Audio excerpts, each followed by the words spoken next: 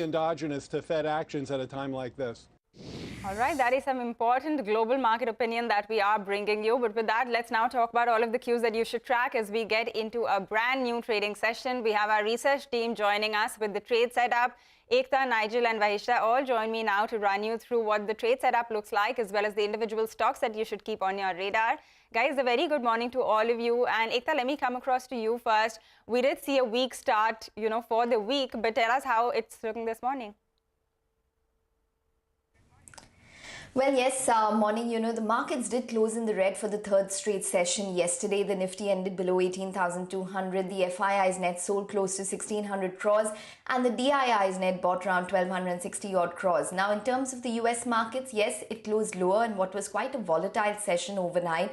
There is China, fears of China tightening its COVID-19 policy, which is likely to weigh on sentiment as it reported its first death since the month of May. Asia's mixed this morning. Brent crude is still hovering at around 2-month lows, so that continues to probably bode well for us.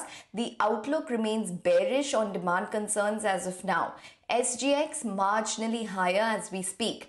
Now, in terms of a couple of macros, just keep this in mind. The Finance Ministry has told the parliamentary panel that the timeline for becoming a 5 trillion economy is postponed by 2 years, primarily because of the pandemic. The Finance Ministry has also started pre-budget consultations, so that's going to be something that we're going to start tracking. US Fed minutes on Wednesday, expiry on Thursday. Overall, it's a truncated week for the US markets as well because of the Thanksgiving holiday.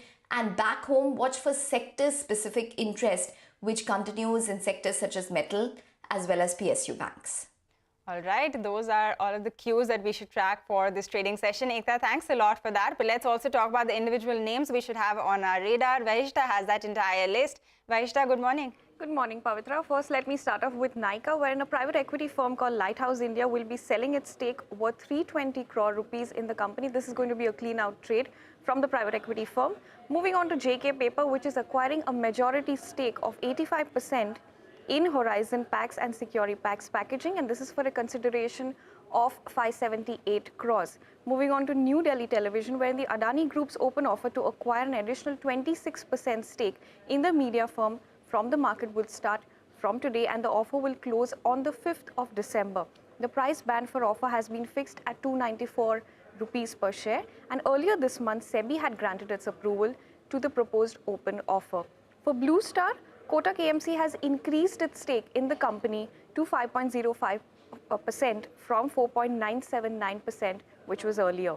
And the last is Keynes Technology India, which will be making its market debut today. All right, Vahishta, thanks a lot for that entire list of stocks that we're going to watch out for. But let's also talk about the futures and options space and all of the cues from there. Nigel has that entire list. Nigel. Well, morning. In terms of institutional flows, yesterday the institutions they turned net sellers. So, you look at both those two data points together. But also important to note that Ekta was just talking about the Thanksgiving truncated week out there. And the FI volumes are 40% lower on an average what we have seen in the rest of November itself. So FI participation really wasn't there in trade. What did the FIs do in the F&O market? Well, on the index futures, they unwound some long positions. On the index option side, they are buying calls as well as puts. Yesterday, they bought more puts than calls. But important to note that they're writing calls very aggressively as well. So in yesterday's trading session, they wrote close to around 50,000 call contracts. That was in the ratio of nearly around 3:1, telling you at higher levels, we're likely to see some bit of resistance or supply that's coming in there. Now, the PCR has cooled down to around 0.8. Remember, just a week or so ago, it was at around 1.2. So maybe at around 0.7 odd, it normally bases out. That's the lower end of the range. And that happened because yesterday, the 18,200 call, 18,300 call, 47 lakh shares added a piece. So between them, they added close to 95 lakh shares. Aggressive writing being seen out there. But the put writing has shifted lower from around that 18,300 put. It's moved to around 18,100 put. So there was some signs of writing out there. Putting those data points in, well, what are the levels you're looking at? The Nifty's range is broadly that 18,100 to around 18,400 odd. The support range comes in around 18,050 or thereabouts. And also keep in mind, the 20 DMA is in that vicinity of around 18,080. So let's see where we go from here. It's expiry week, so expect volatility as well to pick up. For the time being, the SGX Nifty suggesting a bit of a pullback. Back to you. All right, Nigel, Vahishta, as well as Ekta, thanks a lot for joining us and taking us through all of the cues and stocks that we should watch out for in today's trading session. But with that, here's a quick programming note. To fully commit to the cause of bridging the gender parity gap at the workforce, CNBC TV18 is all set to lead charge with a one-of-a-kind mega initiative. Future Female Forward, the women's collective presented by HSBC India. The initiative will be officially launched through an exclusive on-ground event on Friday, November 25th at the St. Regis in Mumbai in the presence of Shireen Pan, who's managing editor at CNBC TV18, Mr. Hitendra Dave of HSBC India, and several other women leaders of India Inc. Also in attendance will be some of the most influential voices from the business, entrepreneurship, and entertainment spaces. So don't forget to tune in to CNBC TV18 on Friday, the 25th of November, 5:30 p.m. onwards.